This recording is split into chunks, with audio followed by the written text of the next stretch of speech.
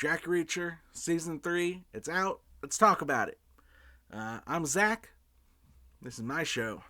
Insofar as a laptop stacked on top of 3 ottomans qualifies as a show, but we make do with what we have. So, Season 3, Jack Reacher, or just Reacher. I never read the books, sue me, but I watched both seasons before this. I liked the Tom Cruise movies, even though he's a little guy. I thought he was a great Jack Reacher, but I think Alan Ritchson is perfect in the role. I think he's a really good actor. I think he's gotten better as the show has gone on. He just gets better and better. So, I've seen the whole season. Let's talk about just the first episode. There'll be spoilers for the first episode, but the rest of the season, you can still go in blind, even if you've watched this video. So, it's based on the book Persuader by Lee Child. And the first episode is called Persuader.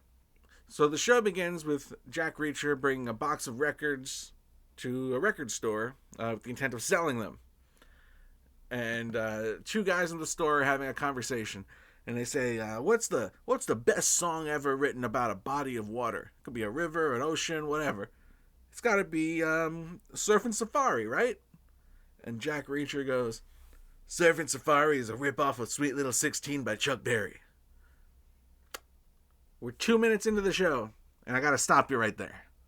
We got to stop it. Hold on. Wait. If you're a rock and roll enthusiast, like me, then you already know what the problem is. All right, so let's talk about Chuck Berry. You know him. You love him. Everyone knows him. Everyone loves him. One of the fathers of rock and roll. Probably, not even probably, I will say definitively the most influential guitar player of all time, Chuck Berry. 1958, he releases a song called Sweet Little 16. You know this song. You love it. Everyone knows it. It's Chuck Berry. If there's a trace of Americana in your blood, the song is in your DNA. They're really rocking in Boston, Pittsburgh, PA. Dip in the heart of Texas, around Frisco Bay. You know it. So fast forward 4 years. It's 1962. Cuban Missile Crisis. This has nothing to do with the Cuban Missile Crisis, but wasn't that crazy? Imagine being in the Cuban Missile Crisis. You don't know if the world's going to blow up tomorrow. Well, maybe. Well, no. No, it's not a political show. We don't need to get political right now. But, remember JFK? Man, what would have happened if Nixon was president during the Cuban Missile Crisis? I mean, maybe we'd be living in a smoldering wasteland because he had no cool. But also maybe he wouldn't have withdrawn the air support. And, maybe Cuba would be a state. Not that would be better, but maybe it'd be better. I don't know. No way to know for sure. Anyway, 1962, Beach Boys. They release Surfin' Safari. Wow. Let's go surfing now. Everybody's learning how. Come on a safari with me. Bump, bump, bump, bump. Come on a safari with me. And then Mike Love does his thing. Mike Love, that guy sucks.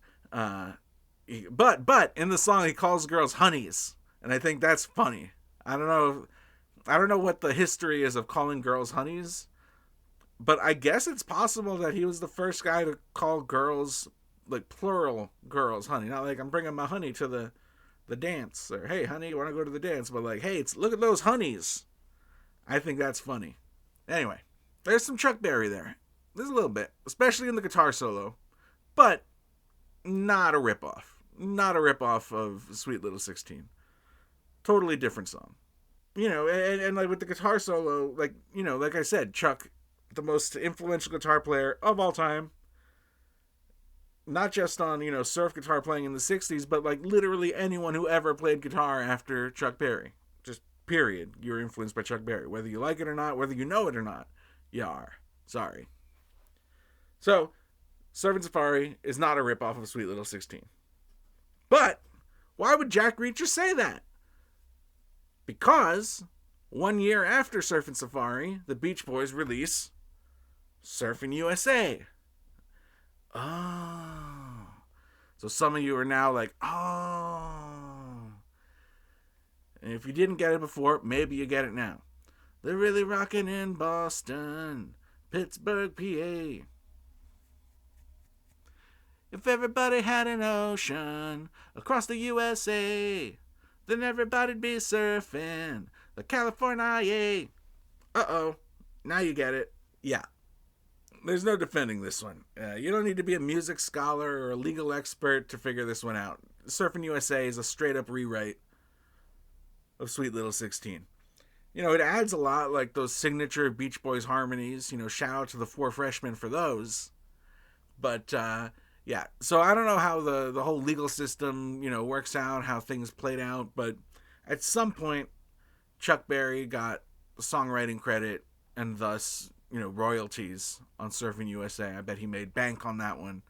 But I don't know. I don't know how much money, you know, I don't know how that stuff works out.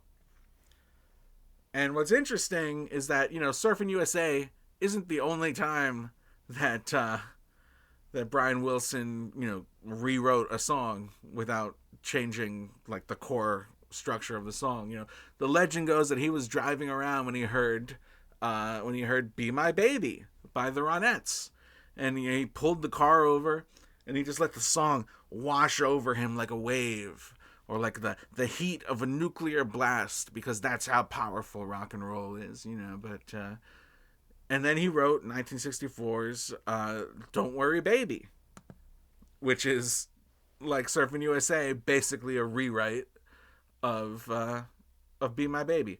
What's funny is that, you know, 35 years later, Ronnie Spector on her album, her EP, She Talks to Rainbows, she did a cover of "Don't Worry Baby" that kind of brought the whole thing full circle. I think that's really cool.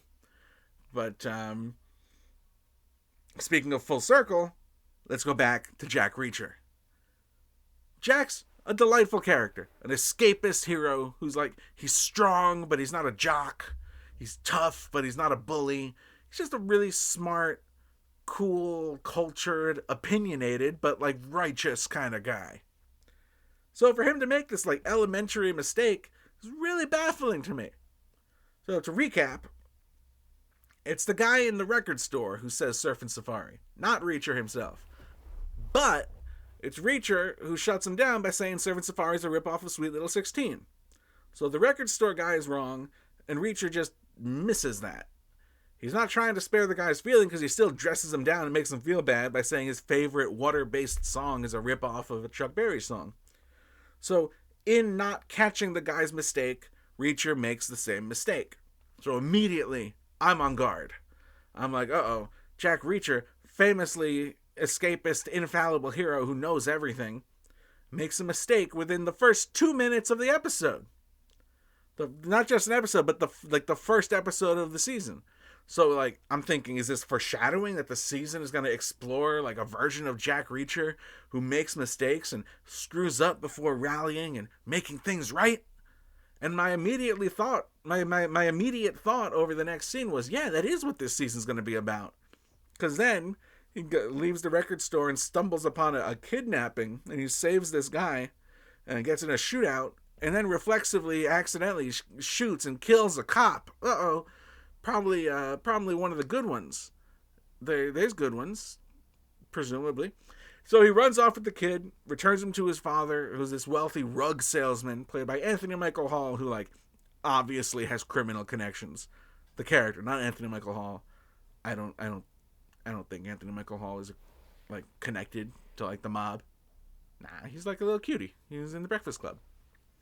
So, Reacher then becomes like a security guy for Anthony Michael Hall, and that's just his life now because he killed a cop, and now he can never go back. So they should have called this one Jack Reacher Never Go Back. Yeah. So 20 minutes into the episode, Jack Reacher finally rests, sits down in his new bedroom, at which point he takes a phone out of a hidden compartment in his shoe, and he makes a call, and he says, "I'm in." Cue the opening titles. So the whole thing is a big fake out. I think it's actually kind of cool to invest like the first 20 minutes of the season premiere to have like a big old fake out and like, you know, to have the opening credits of the show, which are usually, you know, within the first couple minutes, to be after it's almost half over, like a third of the way through the runtime. But at the same time, it's kind of like teasing that the show is going to go in like a brand new direction, and then it goes, just kidding, here's the same old Reacher. So then the show goes back a couple of days to show Reacher working with some off-the-book cops to set up fake kidnapping and loading up some guys with squibs to make the shootout seem real, including the cop who he shoots. So no, Jack didn't, or I keep on calling him Jack when it's just Reacher. So Reacher doesn't kill anyone in the intro. But he still doesn't know the difference between Surfing USA and Surfing Safari. Those two guys in the record store talking about water-based songs weren't part of the sting operation. So their dialogue with Reacher wasn't part of the plan. So I'm sitting there, waiting for the show to somehow explain Jack Reacher mistaking Surfing Safari with Surfing USA. I was hoping that the last moment of the episode would be Reacher going, oh shoot, I meant to say Surfing USA. But no, nothing. Alright, so, full disclosure, I got the screeners from Amazon. Like, I got them, you know, weeks ago before the show came out. And I was like, wow, I really enjoyed that first episode. But I've got to watch the whole season right now.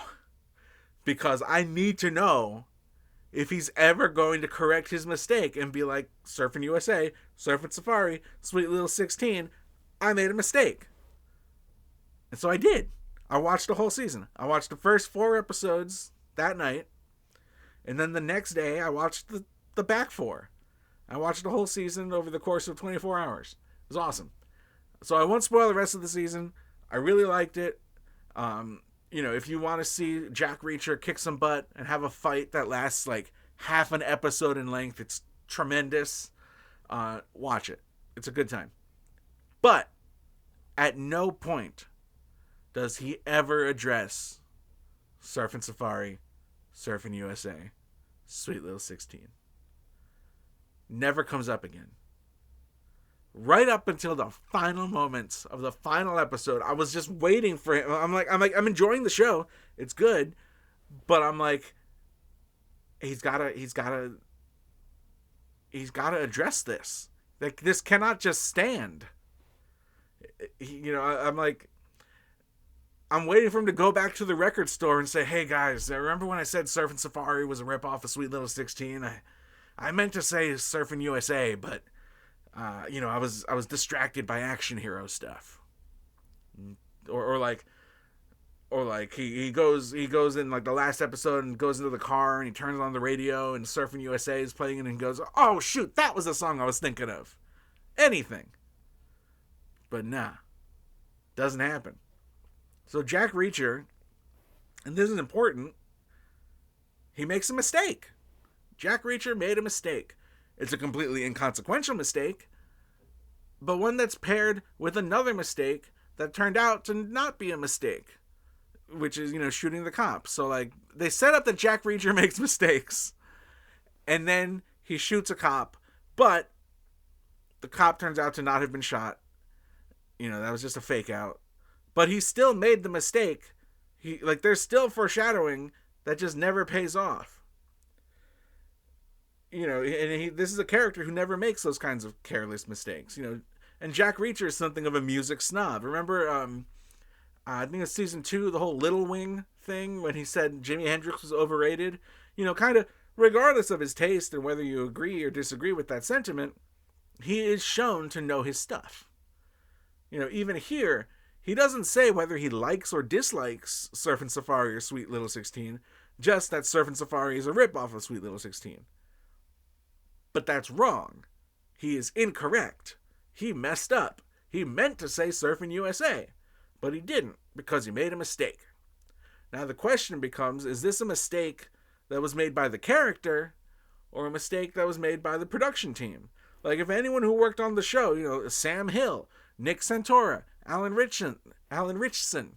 If you guys have an answer for me, please reach out. I'd love to know who made this mistake and how it went through, you know, revisions and writing and shooting and editing and color correction and all that. And nobody who watched it knew the difference between Surfing USA and Surfing Safari. And what's extra crazy about it is that the words USA and Safari both have the same amount of syllables. They have 3 syllables.